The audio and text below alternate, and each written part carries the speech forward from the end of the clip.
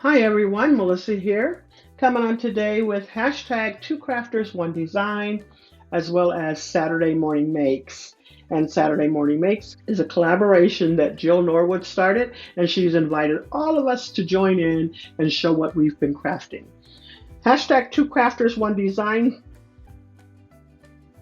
Hashtag Two Crafters, One Design's theme for this week is spellbinders. But before I forget, next week is birthday. So if you want to join in with us come next week, we are having the birthday theme. So create whatever you'd like for someone's birthday. And so let me show you the die that I used for this week, which is the large die of the month, September 2021. And it's called Just a Tweet. And that is what I used. And then I also used My Creative Time Celebrate You, and I used May Your Day Be as Special as You.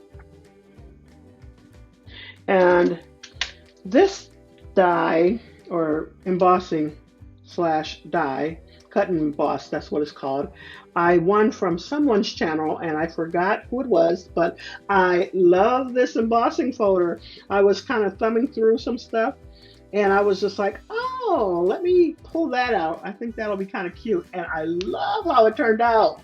Love it. So let me show you this a little bit more close.